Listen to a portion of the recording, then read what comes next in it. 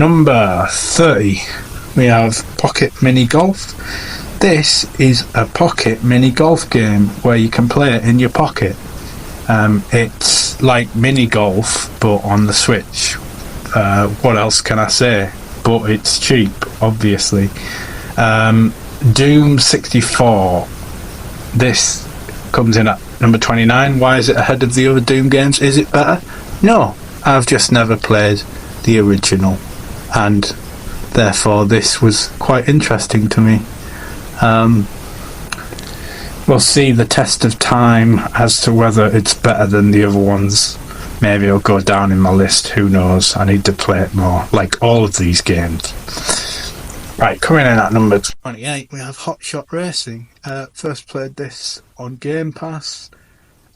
Exactly the same game. It's pretty cool. If you like Daytona USA, it's Daytona USA meets sort of virtual racing with like modern mechanics, and if you prefer your arcade races, this is great. There's lots of different modes. It's cool.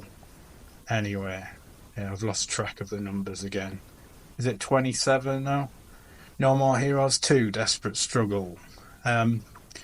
Just a port of the Wii version with worse controls. But I don't have the Wii version anymore because someone stole it, so that's why I got it. Again, I bought it online, got it cheap. These are quite often on sale. I want to play No More Heroes 3, but I wanted to finish this first, but then I'm not playing it enough.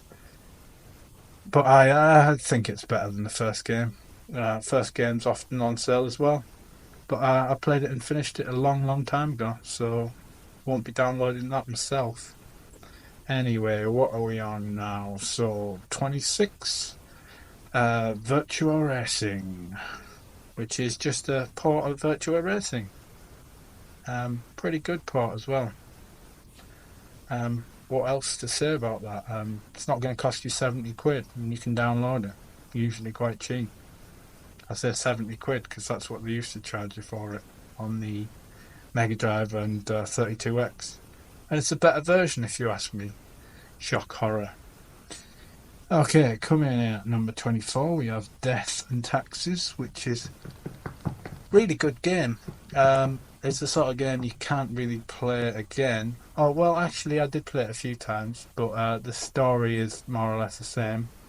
Although, it depends on the choices that you make as to the ending of the story, and I got the worst ending first go, because I picked all the choices that I thought were going to be the right ones, and I got unlucky. I picked basically Donald Trump to live, and then the whole world ended up collapsing, which is what might happen this year. So I made sure I didn't make that mistake when I did that last time. Like, one guy, saving to not kill one guy ruined my whole game. And in fact, everyone on the planet died because I didn't kill that one guy. Yeah, so if I'm going to explain your death, and you've got to select who lives and dies, and you're supposed to kill a certain amount of people every day and all this sort of stuff, and you were created using onions or something. It's convoluted, but anyway, it's good fun. It's a good story game if you like story games. Right, so coming up to, is it number 24 are we on now? Who knows? Eternal. So this is a free-to-play game for you cheap bastards. Yeah, it's one of them card games things where you use cards to battle people. Some people hate these games. I'd never played one, and I thought I'd give it a try, and it actually surprised me how good it was, especially for free. The only thing I can say about these games is don't get too addicted, because if you have to pay, you'll end up paying an absolute fortune. So just let the game defeat you if it means that you don't have to pay. Okay, so there's my advice on gambling. Okay, so coming up to, is it number 23? Total Shredder's Revenge. This would be higher if I had played it more, but for whatever reason I haven't. I wanted to love it as much as Streets of Rage 4, but I haven't. You know, probably no fault of the game. I just haven't. I mean, I found it hard It's the same guys who made Streets of Rage 4, and I have finished it once, but like these sort of games, you're supposed to finish them lots of times. Um, well, you don't have to do anything if you don't want to. You can play it for 2 seconds, but you know what I mean. As a gamer, you feel like, oh, I've got to finish it loads of times, and I haven't yet, so maybe I will.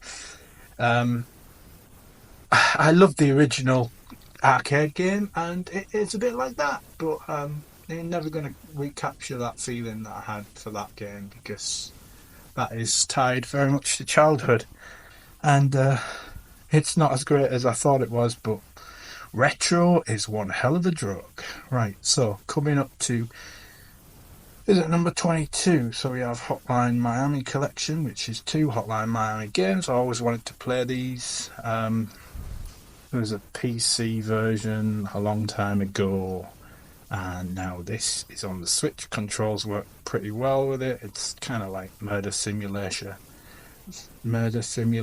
game. Also got that sort of vibe of, what's that TV show? Lost on Mars sort of thing. You know, are you really here? Is this really happening? Type thing.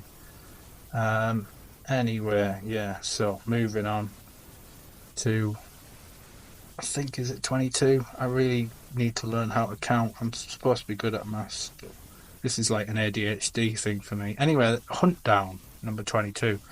This is pretty cool. Side scrolling, shoot 'em up. Lots of weapons, but bounty hunters shooting people. Pretty hard, but rewardingly good.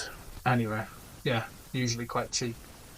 Number 21, 80s Overdrive, which is like a sort of arcade outrun type thing with RPG mechanics, upgrade your car, new cars and nitros and all sorts of things, make money, like pretend to be Arnold Schwarzenegger as your icon.